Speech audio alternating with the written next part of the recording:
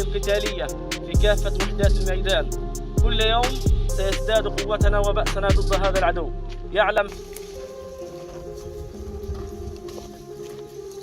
مشطوع عليه ليش؟